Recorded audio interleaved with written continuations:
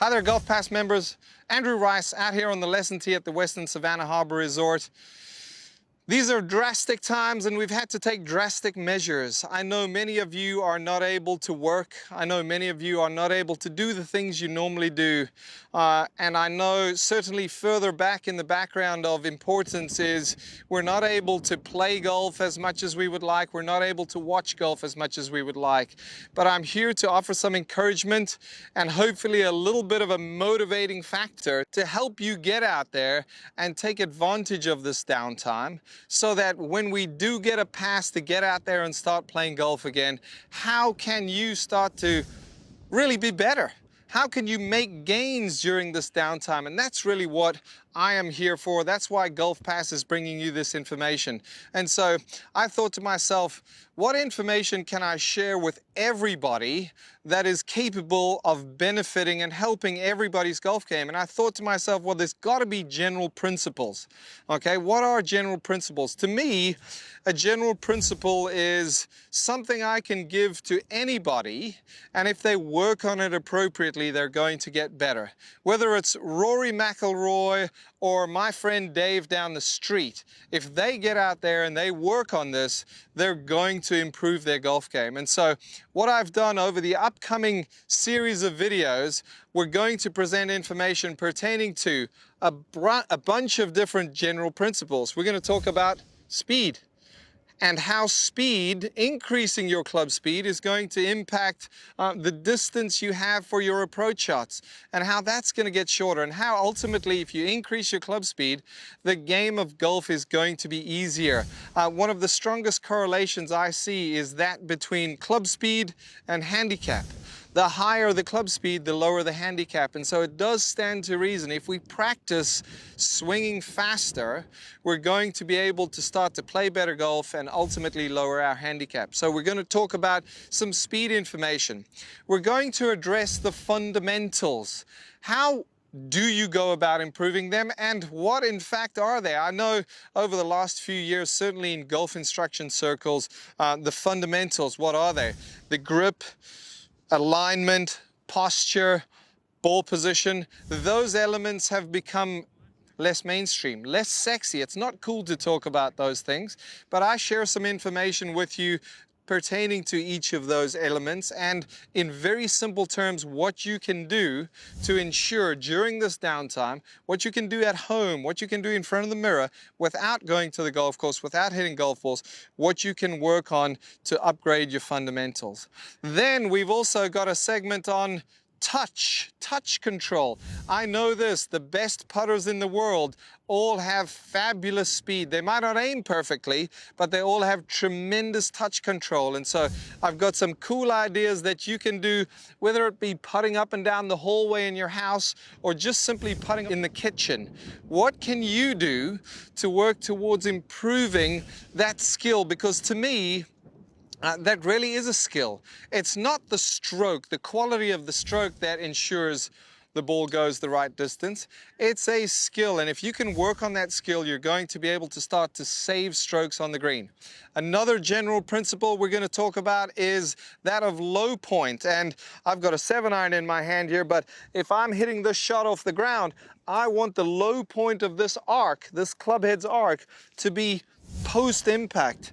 You've heard the saying, little ball first, big ball second. That's really what we're talking about, is getting the low point of the arc forward of impact for shots off the ground. We don't want that with the driver.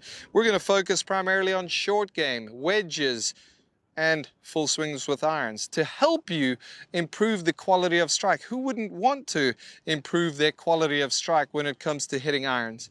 And then finally, and this is very, very important, and I think sometimes the golf instruction community overlooks this, and that is blending everything together. How can we add some rhythm, add some weight shift, some pressure shift in the backswing and the downswing, get some flow to this motion so that we can get it to all work together. What's the oil of your golf swing? So we can get everything to work together, so we can get up there and make a rhythmic, flowing golf swing and ultimately hit some better shots. Okay, so what can we do to get you started?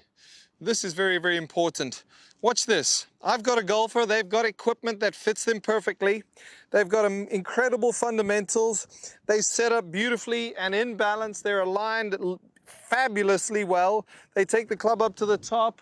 They come through and they hit the golf ball and finish in balance, take a lovely shot, start straight at the target, and the ball lands 60 yards from where they hit it.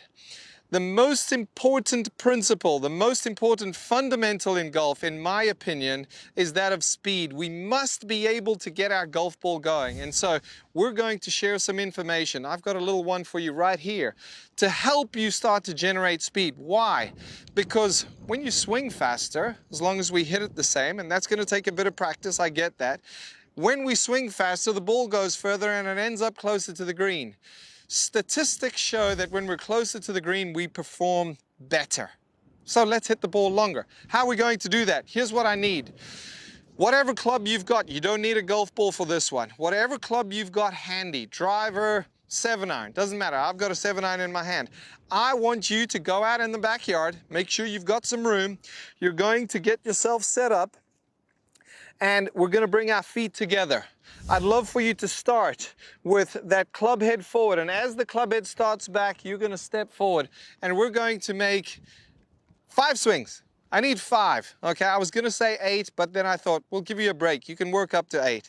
I need 5 swings going, oof, and I'm really putting everything I can into it. I'm trying to introduce my muscles, joints, limbs, tendons to this higher velocity because I've grown accustomed to moving too slowly, and that certainly speaks for me. I know it speaks for quite a few of you out there. So I need 5 of these. Club forward. As my club starts back, my lead foot's going to step. And you don't have to have the sound effects, but it does add to it quite nicely. 3, 2 more. 4, this is work.